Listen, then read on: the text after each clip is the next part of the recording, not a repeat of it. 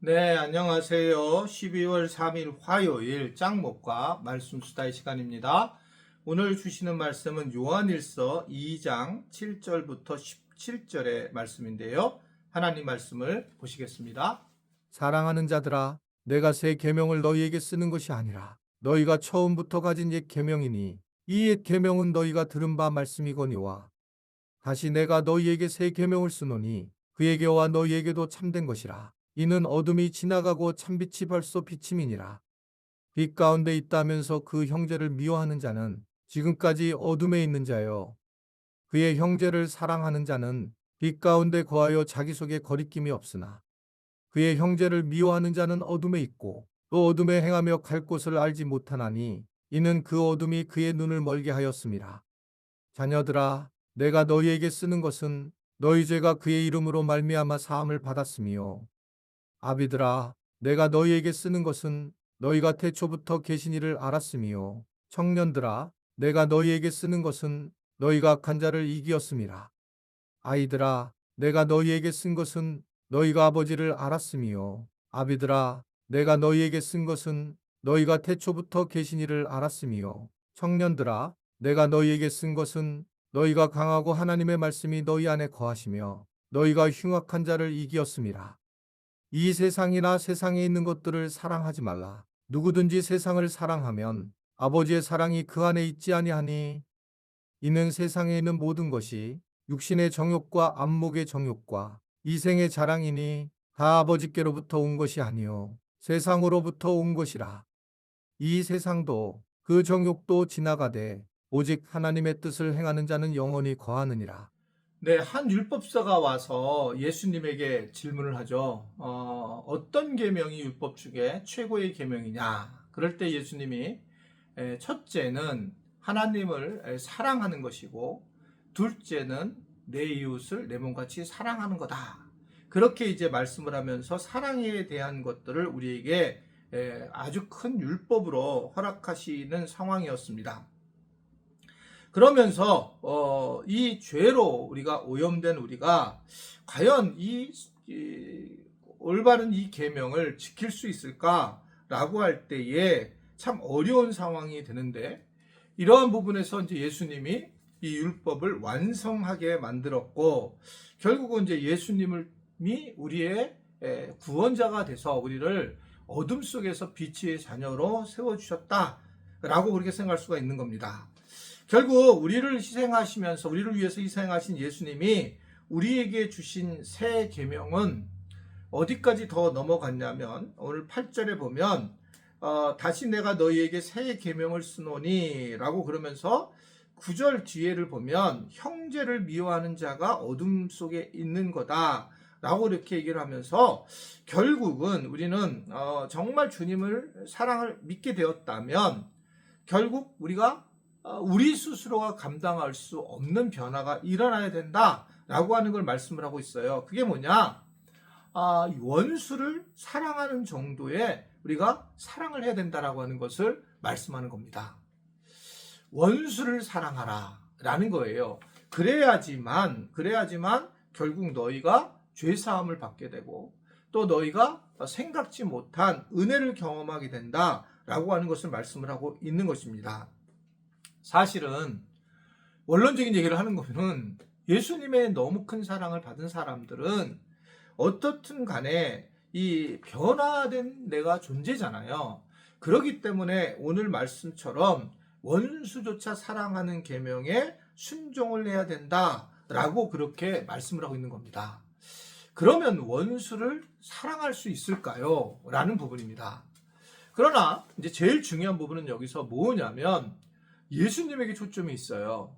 예수님이 나를 정말 사랑한다는 거예요. 그 사랑한다는 걸 믿는가?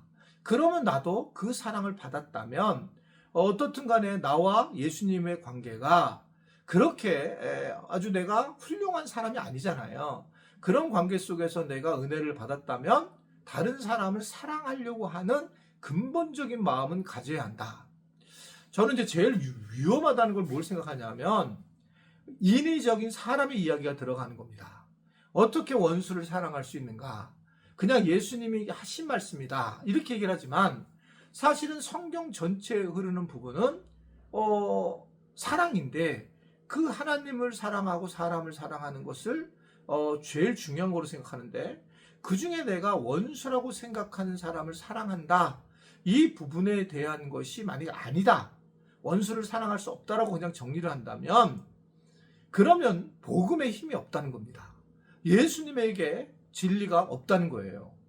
그러니까 결국은 우리가 이것에 대해서 무슨 부담을 가지라 이런 얘기가 아니고 근본적으로 우리는 원수를 사랑해야 된다는 것을 아멘을 해야 된다는 겁니다.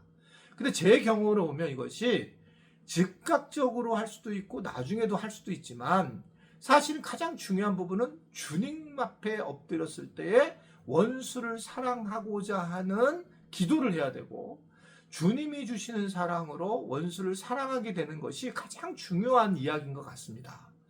내가 원수를 억지로 사랑하기는 굉장히 어려운데 어느 날 이제 기도를 하다 보면 원수를 사랑할 수밖에 없는 상황이 되더라는 거죠.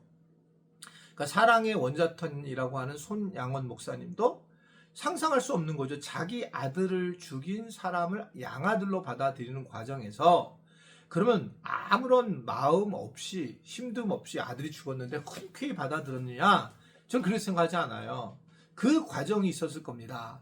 그 과정에서 아들 죽은 것을 생각하기보다 예수 그리스도의 십자가의 사랑을 생각을 많이 한 거겠죠. 그러다 보니까 내가 원수를 사랑해야 될 수 있다라고 하는 것을 주님의 사랑을 통해서 경험했으리라고 봅니다. 제일 우리가 걱정되는 분은 이건 안 돼 라고 말하는 부분이에요. 원수를 사랑하는 건 할 수 없어 라고 말하는 부분이라는 겁니다. 비록 지금 원수를 사랑할 수 없고 또 앞으로도 사랑이 될지 안 될지 모르지만 우리의 생각은 크리스찬의 생각은 예수님의 십자가의 사랑을 받은 사람들이 어찌하여서 그 사랑은 내 판단에 의해서 안 된다고 얘기할 수 있을까? 라고 그렇게 말하지 말아야 한다 라고 하는 것을 이야기하는 겁니다. 물론 너무너무 속이 상하고 너무너무 힘이 든데 이 부분에 대해서 우리는 계속적으로 잔재적으로 남아있지만 오랜 시간을 통해서 이 부분을 해결해 나가는 것이 굉장히 중요하다라는 생각을 하게 됩니다. 저도 여러 가지 그런 일이 있었죠. 원수 같은 그런 부분들이 있었고 실제로 정말 막 1년 이상을 고통 속에 있었고 그리고 분노 속에 있었고 막 그런 과정이 있었어요. 이유는 뭐냐면 거짓말을 했을 때의 원수 같은 거예요. 아예 그리고 나를 갖다가 스크래치를 가려고 그렇게 작정하고 한 것에 대해서 진짜 원수자 같지 않으면 어떻게 저렇게 할 수 있을까라고 하는 그런 부분이 있습니다. 그런데 시간이 지나니까 그 사람은 굉장히 어려운 상황으로 가게 되는 걸 보게 됐고 그러면서 이게 어떻든 하나님이 일하시는 걸 깨닫게 됐고 또 가만히 생각해 보면 나도 잘못한 게 있다라는 거죠.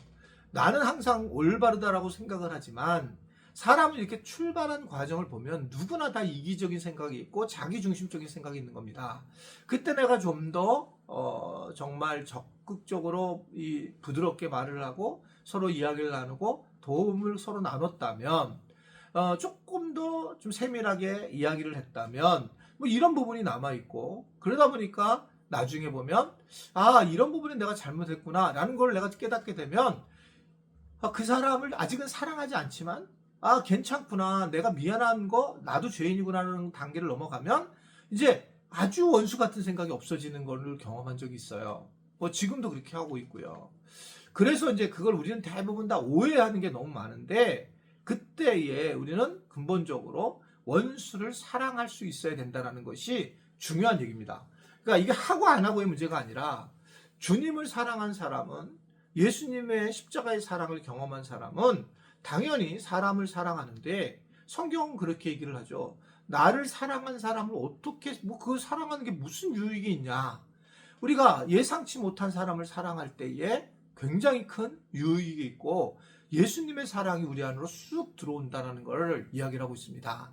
원수 같은 사람을 사랑하면 더 깊이 들어온다는 거예요.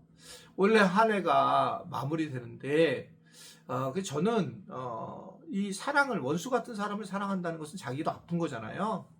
그거를 해결하면 그 사람도 좋겠지만 나도 좋은 거거든요. 그래서 예, 오늘 이렇게 12월이 되면서 무슨 뭐 조그만 커피 쿠폰이라도 하나 보내면서 아무 말도 안 하고 뭐 메리 크리스마스 이렇게 그냥 보내고 미리 크리스마스를 뭐 나눕니다. 이렇게 다른 얘기 안 해도 이 조금씩 어떻게 보면 물이 떨어지듯 이게 깊어지는 거지 확 안 될 거라는 겁니다.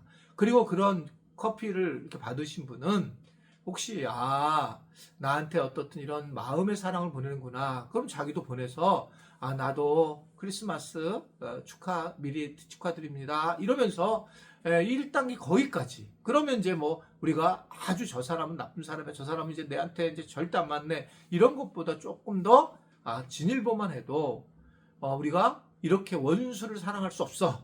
이런 마귀 같은 단언하는 그런 이야기는 하지 않을까라는 생각이 듭니다. 좀 어렵겠지만 그러나 반드시 넘어가야 될 것인 것을 알고 우리가 원수를 사랑하는 예수님과 같은 사랑의 마음을 가지게 되기를 주님의 이름으로 부탁을 드립니다. 기도하겠습니다. 오늘 말씀을 듣고 행동하게 하셔서 하나님 교회 안에서 지체들의 큰 은혜가 흐르도록 도와 주옵소서. 예수님의 이름으로 기도드리옵나이다. 아멘.